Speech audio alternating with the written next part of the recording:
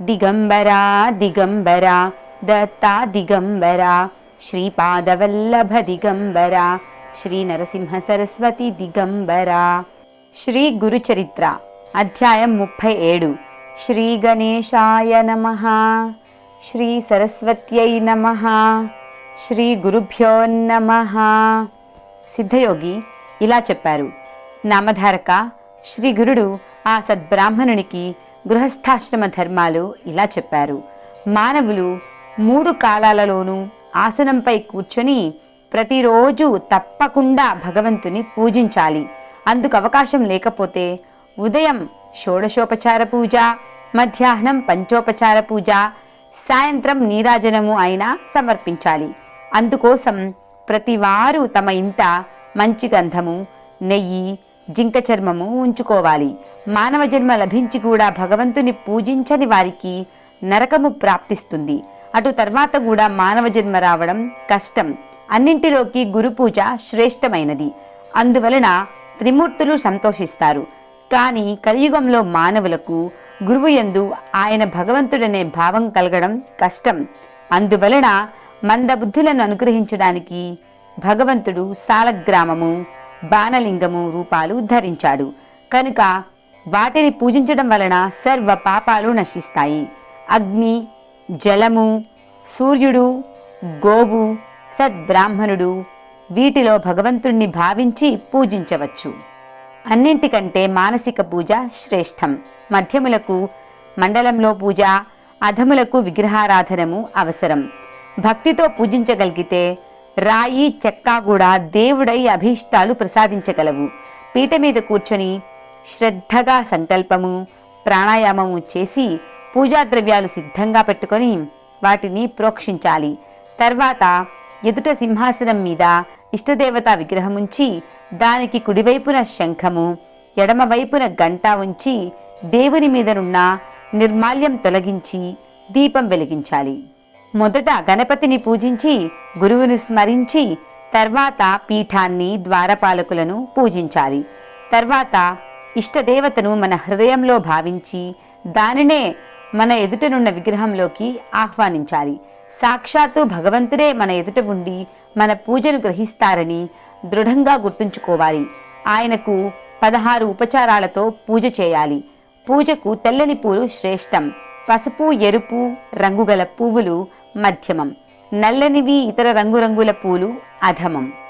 ఉదయమే అపవిత్రః పవిత్రో వా సర్వావస్థాన్గతోపి వా యస్మరేత్ పుండరీకాక్షం స బాహ్యభ్యంతర శుచిః అనే శ్లోకం చదువుకొని గురువును, కులదైవాన్ని స్మరించడం మానసిక స్నానం అంటారు. అదేవిధంగా భగవంతుని పాదాలకు పుష్పాంజలి సమర్పించి ప్రదక్షిణము, సాష్టాంగ నమస్కారము చేయాలి. తల్లిదండ్రులు, గురువులు, సద్బ్రాహ్మణులకు కూడా అలాగే నమస్కరించాలి. తల్లిదండ్రులు, పూజ్యులు, పెద్దలను చూచినప్పుడు వారి వద్దకు వెళ్ళి వారి పాదాలకు నమస్కరించాలి.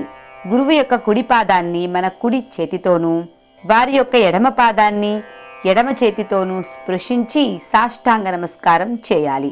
తర్వాత వారి యొక్క మోకాలు నుండి పాదము వరకు స్పృశించాలి.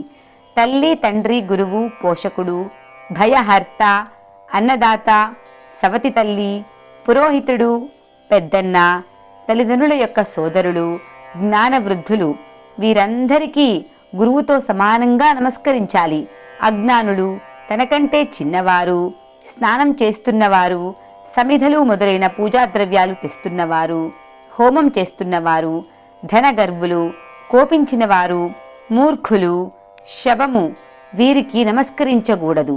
ఒక చేత్తో ఎవరికి ఎప్పుడూ నమస్కరించకూడదు.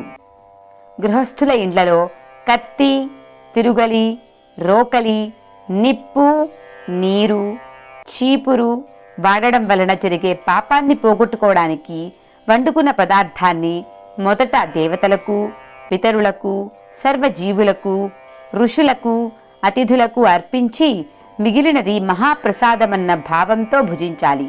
దీనినే వైశ్వదేవం అంటారు. అతిథులను కుల గోత్రాలు పట్టించుకోకుండా భగవత్ స్వరూపులుగా తలచి భోజనం పెట్టాలి. కారణం వారు సాక్షాత్తు సద్గురు రూపాలే. అతిథికి కాళ్ళు కడిగితే పితృదేవతలు, భోజనం పెడితే త్రిమూర్తులు సంతోషిస్తారు. అతిథికి, భిక్ష కోసం వచ్చిన బ్రహ్మచారికి వైశ్వదేవము నైవేద్యము అవ్వకున్నా తప్పకుండా భిక్ష ఇవ్వాలి. భోజనం వడ్డించే చోట నీటితో అలికి ముగ్గు పెట్టి దేవతలను ఆహ్వానించి ఆకు వేసి వడ్డించాలి. పతితుల పంక్తిన భోజనం చేయకూడదు. మొదట కుడి ప్రక్కన నేల మీద చిత్రగుప్తునికి బలిగా కొంచెం అన్నముంచిన తర్వాత భోజనం చేయాలి. తన ద్వారా భోజనం చేస్తున్న చైతన్యము, తాను తినే అన్నము కూడా భగవంతుని రూపాలన్న భావంతో భోజనం చేయాలి. కుక్కను, రజస్వలను, ఎట్టి ధర్మము పాటించని వాడిని చూస్తూ భోజనం చేయకూడదు. భోజనమయ్యాక అగస్త్య మహర్షిని, కుంభకర్ణుణ్ణి, బడబాగ్నిని స్మరిస్తే జీర్ణశక్తి వృద్ధి అవుతుంది. సాయంకాలం పురాణాలు, సద్గ్రంథాలు పెద్దల వలన వినాలి. సూర్యాస్తమయమప్పుడు సంధ్యావందనము, హోమము చేసి గురువుకు నమస్కరించాలి. రాత్రి తేలికగా భోజనం చేసి కొంతసేపు సద్గ్రంథాలు చదువుకొని తర్వాత తాను ఆ రోజంతా చేసిన సత్కర్మలన్నింటినీ భగవంతుని ప్రీతి కోసం అని సమర్పించి నమస్కరించాలి. ఉత్తరానికి తలపెట్టుకుని నిద్రించకూడదు. ఇక నుండి నీవిటువంటి ధర్మాలన్నీ ఆచరిస్తూ ఇతరుల ఇళ్లలో ఆపద్ధర్మంగా తప్ప ఎన్నడూ భోజనం చేయకుండా నీ ఆచారం పాటించుకో. అందువలన ఇహంలోనూ పరంలోనూ ఉత్తమ శ్రేయస్సు కలుగుతుంది అని శ్రీ గురుడు ఆ సద్బ్రాహ్మణునితో చెప్పారు. ఆ బ్రాహ్మణ దంపతులు ఆయనకు నమస్కరించి తమ ఇంటికి వెళ్ళిపోయారు. శ్రీ దత్తాయ గురవే నమః. శ్రీ శ్రీపాద శ్రీ వల్లభాయ నమః. శ్రీ నృసింహ సరస్వత్యై నమః.